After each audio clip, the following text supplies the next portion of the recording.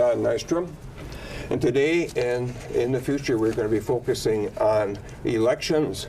The next election is actually in the 7th Congressional District, and it's on February the 18th.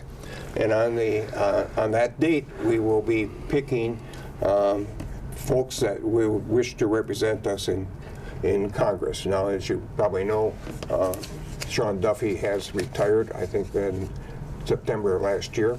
And there are 4 people that I know of that are interested in succeeding him, so there's a partisan primary. And one of the candidates is with me right now, and his name is Lawrence Dale. And he's from the Eagle River area, and he was kind enough to come to our studio and tell us a little bit about himself, as well as some questions that I have he'll respond to as we go along through the program. So please stay tuned, because you'll have the opportunity to select Dale, Mr. Dale, in the primary. So go ahead, Lawrence, tell me a little bit about yourself. Well, I've been working in the Northwoods now off and on over the last 25 years. I moved to Eagle River in '06, went to work for a radio station there selling ads. And I went and, well, I didn't last there very long. The fact that it's such a seasonal economy didn't strike me until I was almost there. Well, I was hired in March, and then by November, you know, when people started canceling their ads for the winter, then I knew. But I was also a census taker back in 2010, and 60% of that county are seasonal homes. So it's, you know, we have a tourist economy up here, and we have a lot of people up here for seasonal homes, of course. And I think it's very important, as you will hear shortly, that we need diversity, but it has to be that kind of economic diversity that blends in nicely with our environmentally friendly tourist-based economy, which is a multi-billion-dollar economy. I'm a Vietnam veteran. I didn't find out till years later, after I had volunteered for the draft back then, that 16,000 of my fellow Americans had been killed that year. So, you know, you just do what your country asks you to do at the time they ask you to do it, and that's what I did. I'm not a big enthusiastic supporter of that war. I have great respect, though, for the folks that are serving in the Middle East. It's such an important duty. It's something that's helping a lot of people over there. And I don't support war, but if we're there, what we're doing seems to be good, except for, you know, the most recent assassination that took place. I'm very critical of that. We should have done that, or not done that, but if we're going to do an act of war, we should at least present that to Congress. But just a little conclusion about my personal background. I got my undergraduate degree at Ohio University, and I majored in government. And then I went on later to the University of Oregon, where I got my master's degree in industrial and labor relations with a heavy emphasis in economics. And that's, I think I've always had that interest, but there I was able to explore my interest in economics very much, and the relationship between industry and working people has always been key. This is an important thing we have to know when we conduct ourselves within civil society, is that balance between the industrial sector and the interplay with our needs as human beings, you know. So we have to strike that balance, and that would be my objective as your congressional choice for this 7th congressional district seat. Fair enough. Let's just shoot you a couple questions. Recently, we found out that our neighboring states have all passed enabling legislation to allow free sales of marijuana. And the question is, since federal law still classifies marijuana as a controlled substance, and the states don't, do you see a need for the federal government to decriminalize pot nationally? I would support that effort. I would encourage it, and not so much that it's you know, it would make it easy to go out and get high. But I think there's another important question here at play. So far, 12 states and the District of Columbia have legalized recreational marijuana, which means it's something that can be sold over the counter. So it's been vetted time and time and time again. And what I'm really concerned about is this. Someone who is pulled over and has that substance on them in the state of Wisconsin can be charged with a felony. This is wrong. This is really not, well, it's immoral. If we're giving somebody a criminal record and they have not done any harm to another, whether they're a distributor or just an individual user, and we're talking exclusively about marijuana, which, like I say, has been vetted over and over again, there has been so many attempts to show the harm in it. It has failed. States have come to recognize this, and yet in Wisconsin, we're not doing anything about it. We're continuing to allow people really to be in a position to have their records felonized over something like this. And when you have a felony on your record, it ruins your life. We should not be doing this on moral grounds. Secondly, marijuana is something that other states are making a ton of money off of. Again, no medical or scientific evidence showing that it does harm, yet we are denying thousands of new businesses the opportunity to go into business and sell this substance like they do in other states and divert the buyers to them, to something that's state regulated, something that raises a lot of money for state programs like pre-K, and there's just so many numerous things that this money could be used for, and yet it's not being used. But when they talk about marijuana as the gateway drug, the way that gateway is happening is it's forcing the people of the state to direct themselves to drug dealers who use marijuana, which is a harmless substance, to introduce them to other drugs. This is allowing drug criminal gangs access to people in our communities. That's where the gateway comes in. And if folks don't start realizing that, and let's get this thing legalized so we can at least start building our state treasury with it, then we're doing an injustice to people who are caught up in it. And you know, I talked to a security guard at one of the colleges up here in the Northwoods, and anyway, he was a policeman for many years in the community, and he told me that the thing that just I guess as a rank and file officer that bothered him the most was criminalizing people's record by issuing these complaints against them for this substance. So I know that a lot of the rank and file police out there don't support this law, but because this is part of their job, they have to enforce the law. Yeah. And it puts them to look like the bad guy, when in fact it's the upper tier, the police association, the county prosecutors association. They know this is wrong, but yet they won't come on board and let the legislators know that we have to legalize this substance and quit criminalizing people's records unnecessarily and creating a lot of bad feelings for the police. Well, certainly is confusion between the state and the federal, and that's the reason that I brought the question up, is that it's confusing, right. And I understand your point of view, but let's move on to another question.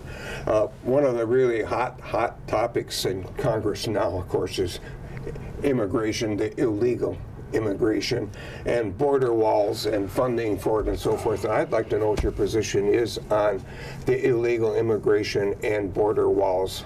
You're right.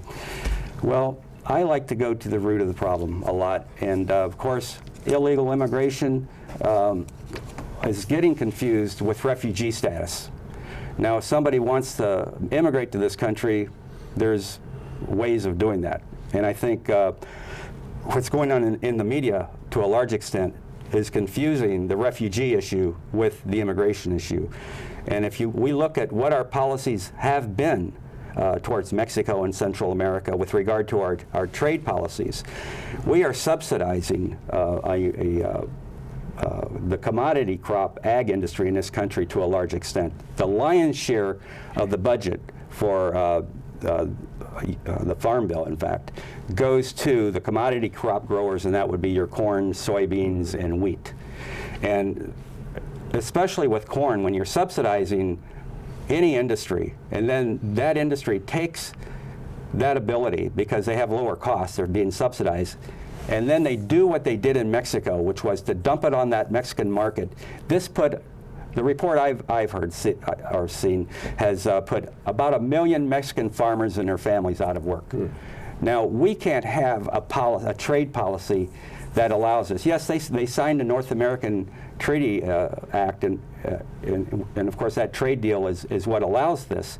But it sounds like a bad deal for the Mexicans, and to use this ploy to make money here in the United States with an industry that's already heavily subsidized sounds like, you know, our policy with regard to subsidizing the big corporate farms is something that needs to be reviewed, and we don't like having steel, for example, dumped on the American steel industry, but it's 10 times worse when you dump a food substance on a society like Mexico, where you have displacement of 1 million workers, and then you know, then all you can expect is a lot of people knock on your door. They're desperate. They need a job, and they know that there's a lot of service jobs open in this country that they could work at minimum wage on. Okay, but I'm sorry, I didn't mean to interrupt you. Yeah, the other thing is Central America, and it seems like we need to put benchmarks, or we need to have some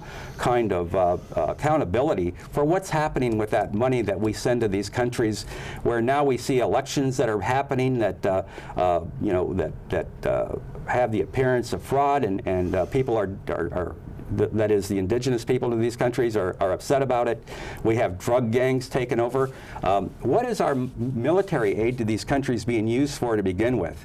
If it's only, if these governments that are taking our aid are solicitous towards these drug cartels, and it's causing the people to leave because of the drug gang problem, I think that this is something that really needs to be investigated. We shouldn't be funding them without accountability for how they're using this money. And it's creating a big problem on the border here. Let me ask, you previously indicated that you opposed the president's action when he took out that terrorist from Iran who was allegedly plotting to do damage, but you didn't say why you opposed it. So you opposed it because of... Well, it's again, we have a world, well, he was considered the #2 guy in the government of Iran, and I think it sends the wrong message out there. This particular individual, being as high up as he was also notorious killer of ISIS troops. You know, I think there was a chance there for a negotiated agreement to keep his activities going on against ISIS and taking care of that problem, with the understanding that later on we don't want to see any of these activities outside the border of Iran. We had a chance to do diplomacy, and we instead chose another path, which I think, obviously resulted in the death of all those innocent students that were leaving Iran on that airliner. 169 people died for what? I mean, we just totally put that country in turmoil by the threat. They thought they were going to be invaded, and then these accidents starts happening. It's terrible. If we had gone the diplomatic route again, it seems like every time we get involved over there, it's through violence and war, rather than accessing the diplomatic channels that are available and trying to resolve it that way. And it seems like ever since the Trump administration came to power, the first thing they do is they cut relationships with Iran. We had Iran in a box with regard to developing their nuclear capability. I don't trust any of the Ayatollahs or any of the theocratic, autocratic states. I think they all should be put in a box, personally, until it becomes a kind of democracy where everybody can participate, and it's not, they don't have this religious litmus test to be a citizen or tell you how to talk or the type of clothes to wear and so on. Okay. Let's move on. I know this topic is something that you've talked about previously, and that's climate change and energy independence. So, and briefly tell us what your position is for the viewers. Climate change. Well, there's no question. Many scientists now are telling us that we got about 12 years left before the tipping point. I was shocked to hear the news, I believe it was the day before yesterday, Boston, or was it New York, hit 70 degrees in the middle of January. It's just, you know, it was a record. We see a lot of these storms increasing in intensity.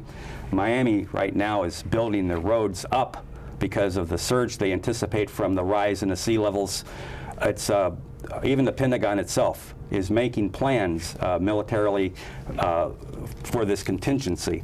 And to have people like Tiffany and the Republican Party and the Republican leadership in general going around saying that this is a hoax and a myth is an abrogation of their responsibility to pay attention to what's going on to keep us safe as citizens of this state.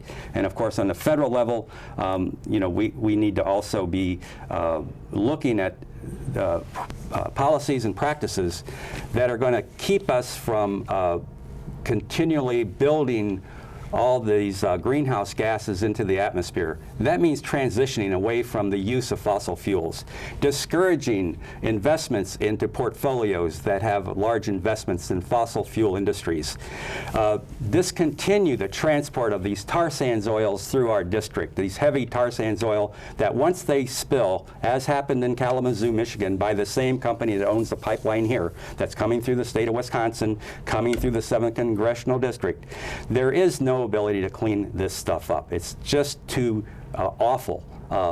It just stays in the biosphere, in the ecology for a long time, and it's very toxic.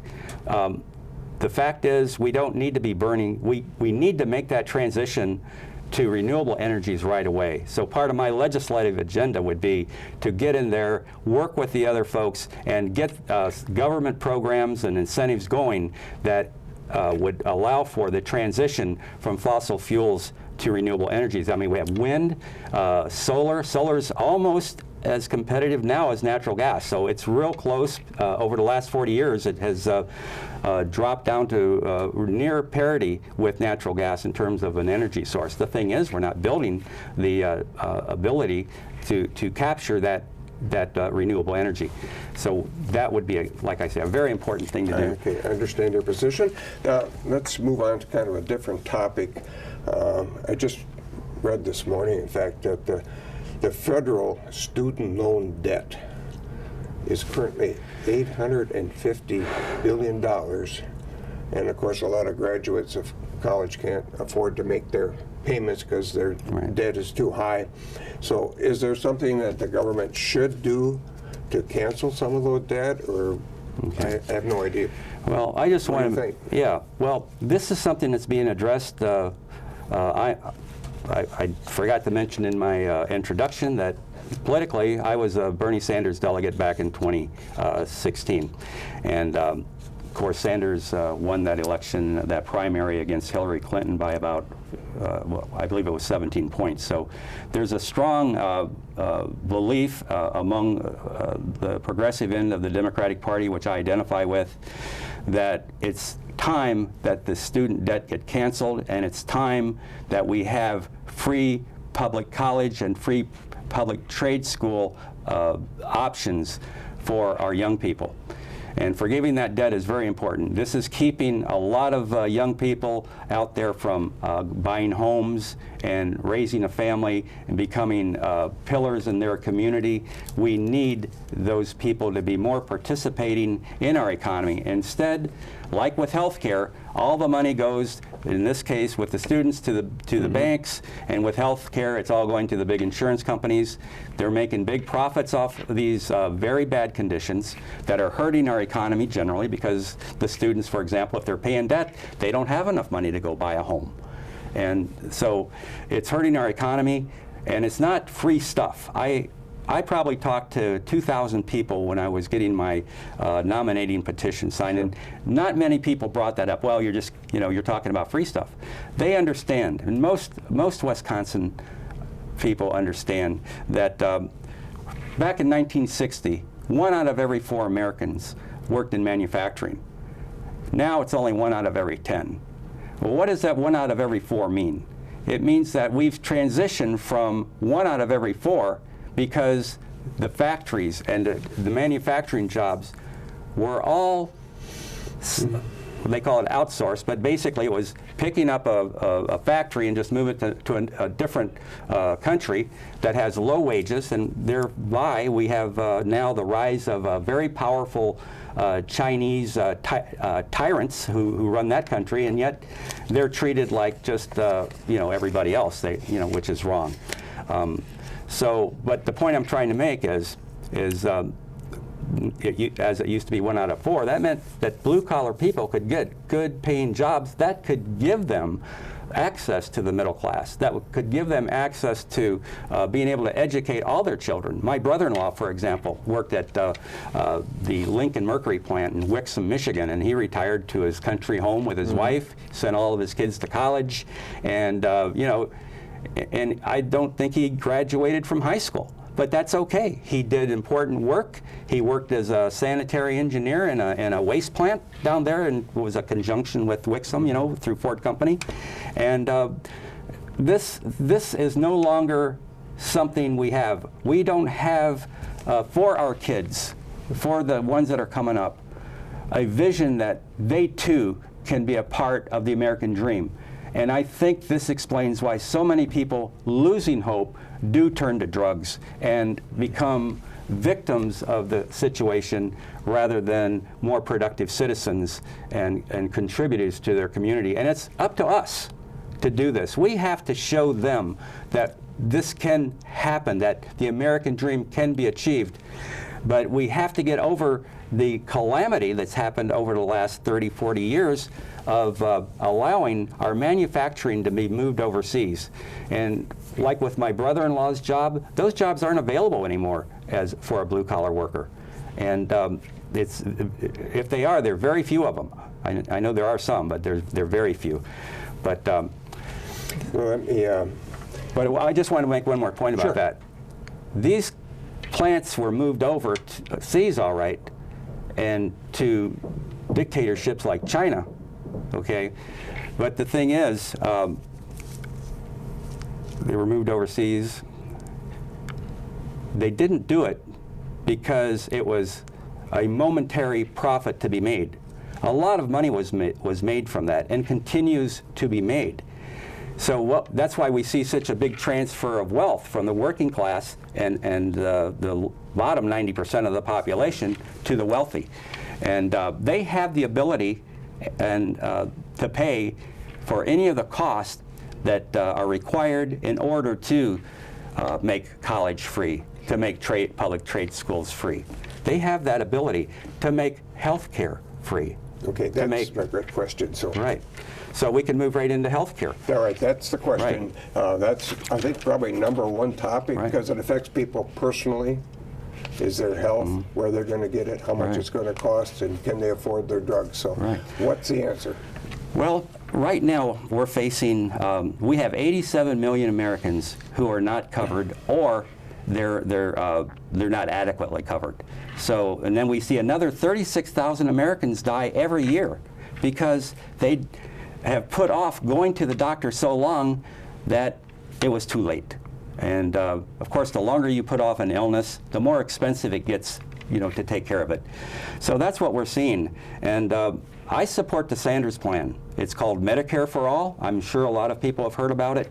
And what that would entail is taking Medicare and expanding it so it covers everybody. But it's graduated. I mean, it starts with the 55-year-olds, then the first year, the 45 to 55-year-olds the second year, and 35 to 45-year-olds the third year. So it is transitioned in. And the estimated cost per family on something like that would be right around $1,200 a year. So that's about $100 a month, and that's just an average figure. But that is something that we need to move to. Again, how do we finance it? Well, there's several different options. One is a wealth tax, of course. Elizabeth Warren proposes that. That would be 2% on every dollar over 50 million, which isn't going to drive anybody or have anybody lose their standard of living over something like that. Of course, under FDR, it was 91%. And it was 91% from the 30s, the 40s, the 50s, the 60s, and I believe it finally was lowered in the 70s, early 70s sometime. But that was a time when we, told the corporations that they had to pay their fair share. And I think it's only fair today because of the way they profited so heavily from the exportation of so many factories and good-paying union jobs that has really decimated people's ability to become middle class. That would, as I understand it, also eliminate over that period of time private health insurance. Is that correct? Yes, it would all convert to government run, and that makes a lot of sense because right now, if you want to do a compare and contrast against, well, let's look at Canada. We pay 50% more per person, and we don't have everybody covered than Canada does. And that's, as a business person, you look at that and you think, well, why would we do that? Why would somebody want to keep their own hard negotiated insurance plan, if it's a union plan, let's say, or it's an employer plan? Why would you want to keep that plan and force your employer to continue paying those premiums or their share of it, and you continue to pay your premiums just to keep that plan when the employer's competitor across town, let's say, or maybe in the next state, is saying to his employees, Medicare for all is the way to go because it saves us a ton of money. It makes our company more competitive with other companies in the market. So, hey, it doesn't make sense for, and I just heard this last night from Tricia Zunker. Okay, she's the Democratic Party anointed one, so to speak.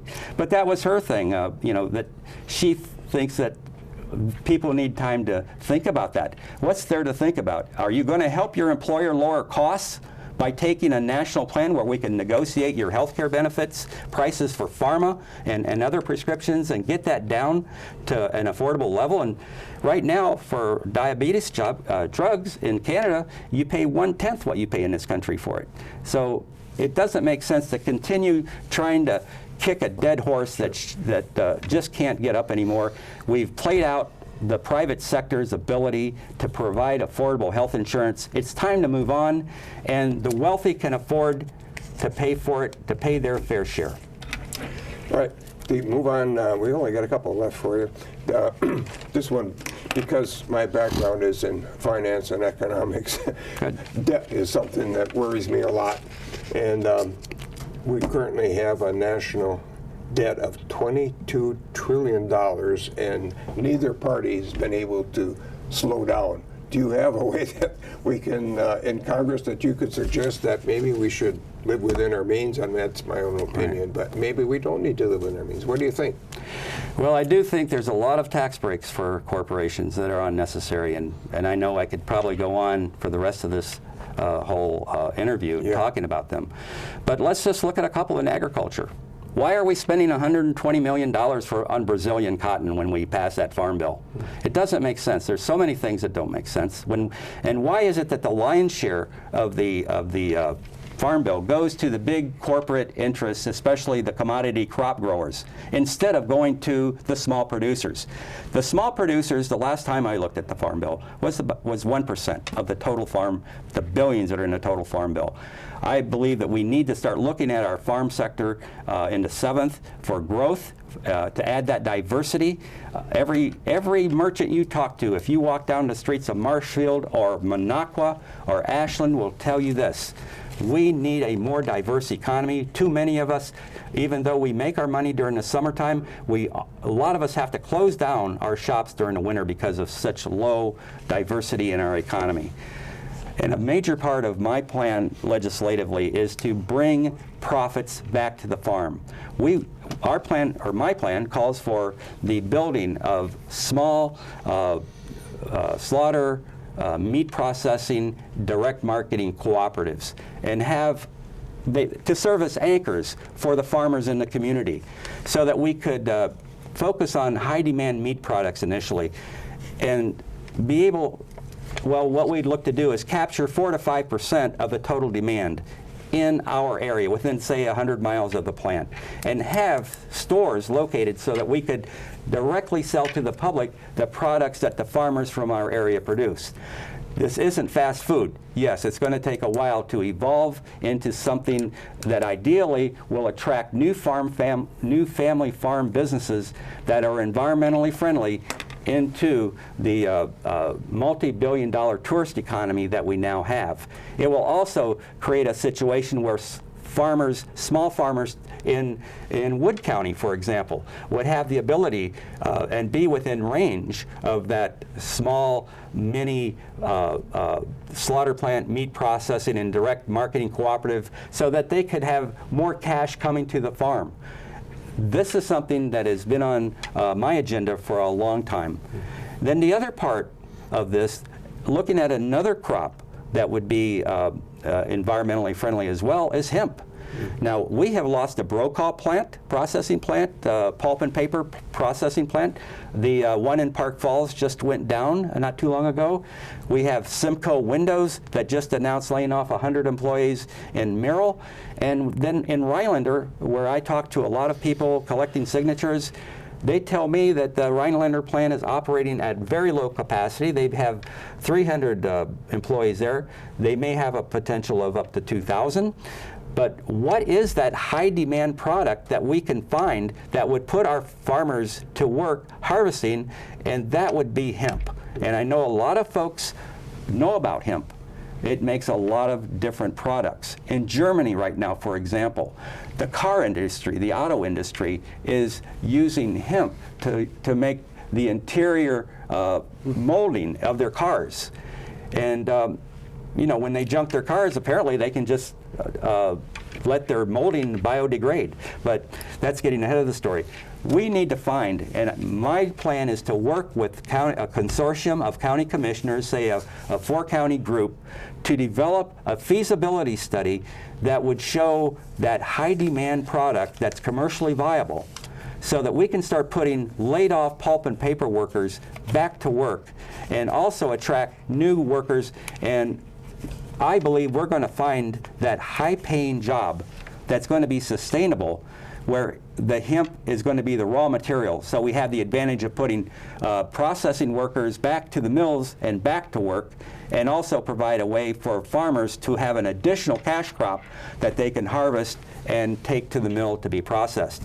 And additionally, like in the German example, all that was going on, okay? But what we would also have the ability to do thereafter is, and this would be found out by the feasibility study, and these are not cheap studies. We're talking about a professional third-party feasibility study that would identify that high-demand product that they could make out of the raw hemp.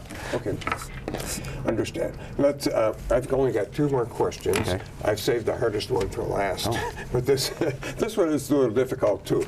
And then we'll conclude, and you can express to your potential voters why they should pick you for their candidate. I'm visiting with Lawrence Dale, who is going to be on the primary election ballot on February the 18th. The 18th. Got it. 2 questions. The first one is, there has been some movement on the Democratic side saying that, well, you know, the popular vote should decide who is going to be the president. Others and say, well, the Constitution, you know, reflects the fact that it's electoral college, and maybe is it time to change or not to change, or leave it the way it is? What do you think?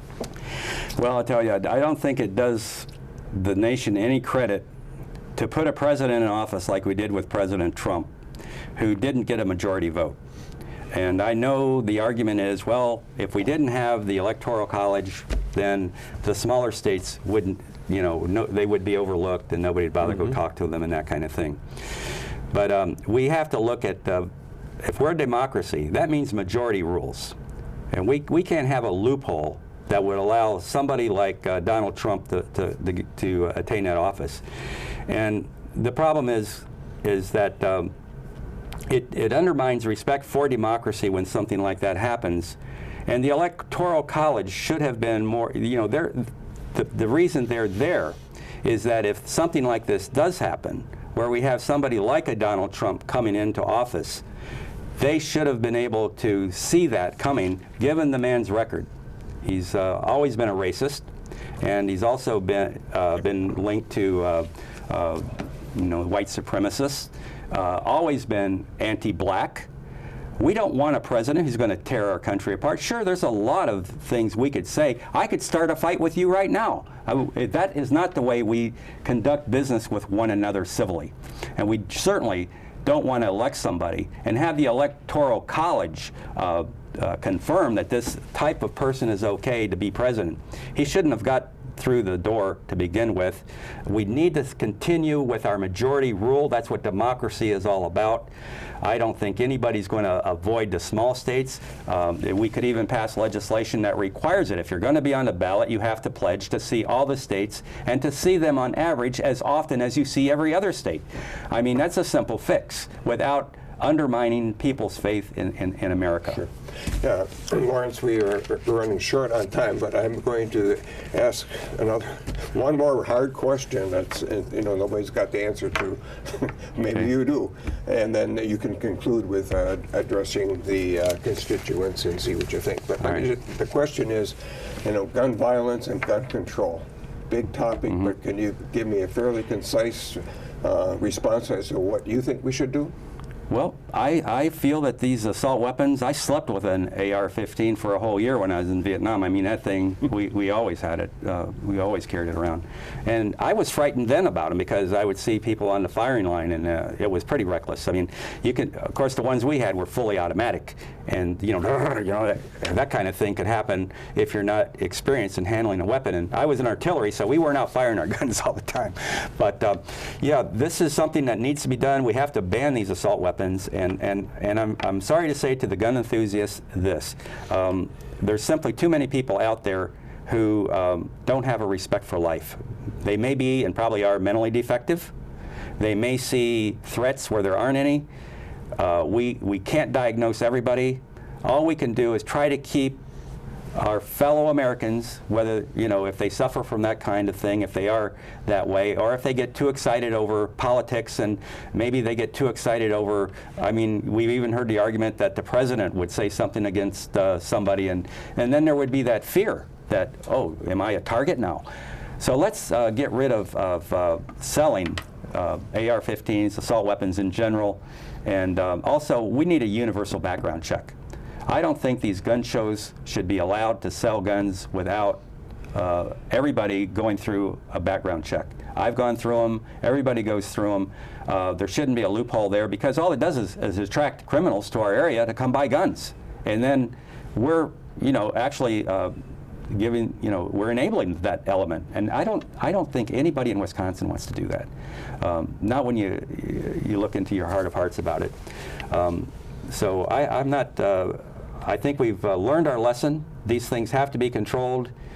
We can't afford these guns being so readily available. All right. Well, your positions have been clear to me, and I appreciate the fact that you came down to share them with the people, and we'll put this out for the public to see and get to know you a little better, perhaps. Okay. And you can't go to every house; it's too cold. So, yeah. Would you like to address the potential voters? The camera's right here, Yeah. and the stage is yours. Okay. Well, whoever wins the primary is going to be up against Tom Tiffany. I believe he's the front runner. He's probably got more name recognition, so we kind of assume that he's going to win. I say this. Tom Tiffany has the worst record, and it's public. As a public representative, as one of the leadership in the Republican Party, I don't think that he has earned the right to become a congressman. Back in 2014, Tom Tiffany sponsored and got passed the mining bill. This notorious, infamous mining bill called for strip mining an area from Mercer, Wisconsin, that's in Iron County, all the way up to Superior County. This would have stripped off all the old growth timber for 5 miles wide and 90 miles long. This would have also called for stripping off the topsoil and exposing the iron ore to sunlight, snowmelt, and rainfall. That creates sulfuric acid. This policy that he brought forth was nothing more than the utter ruin of our multi-billion-dollar tourist economy. And if you would like to go to my website at dale2020.com, there's a New York Times article about this situation called The Battle to Save Wisconsin. So you can hit the articles tab on my website and read about it. I generally try, when I'm talking to folks, especially in this context, is to back up what I say with factual evidence, evidence that is put together by credible third parties who are renowned investigative reporters. The other thing that we see happening is there's a very serious situation now in the dairy farm industry. We're seeing, since 2004, 7,000 dairy farms operated by small family dairy operators are no longer in business. Now, if we had that situation happen whereby we had an auto industry in this state that employed 7,000 workers, and we found out that the reason that company decided to up and leave Wisconsin was because they found out Wisconsin was giving subsidies and other incentives to a competitor that ultimately caused difficulties for the first company, we would all be up in arms about that. We don't want to lose business because of preferential treatment by one part of the industry to another part. And that's what we see with these concentrated animal feeding operations. There's 279 of them now in Wisconsin. Tom Tiffany and the Republican leadership have backed this 100%, and they continue backing it as we speak. And we continue seeing, since 2017, 2 small family farm operations going out of business every day. These are small businesses. These farmers average 150 cows, and they, on average, only make $43,000 a year. So they're not big campaign contributors. But on the other hand, these concentrated animal feeding operations, they can bring in up to 7,000 animals to all under one roof. That creates enough manure that would be equivalent to all the manure, human manure that is created in Madison, Wisconsin, the 240,000 residents. What do we do with all that manure? It's an environmental hazard and nightmare. And if you vote for Lawrence Dale on 2016, that would be a vote telling the Republican Party leadership that this is enough, and we can no longer do this. Lawrence, we got to cut it out. We got another show coming up, but I thank you very much for coming in and expressing your views. It's our mission here at Marshfield Media Access to let people know what candidates think, and we appreciate the fact that you came down from Eagle River, and we hope you have a safe trip back. Well, it's to your credit, because this is a very important forum to have for candidates, and we don't have public financing anymore, and if we ever did, but it's getting to a point now where we have all this dark money coming in that is taking over our electoral process, creating a professional politician class. And if somebody like myself, who's an insurance salesman, comes forward and wants to represent his views, he's pretty much shut down, because all of the, right now, Tom Tiffany has, what, nearly a quarter of $1 million. And where did he get that, you know? Well, people who endorsed CAFCOs like him, people who endorse mining like him, and pharma companies, all the big commercial interests are being they're the interests that are giving this professional politician class that only represents their interests and not the people's interests. And I think that has to stop. I hope that you all go to dale2020.com and help us pursue this campaign. Great. Well, thank you. It's been nice meeting you.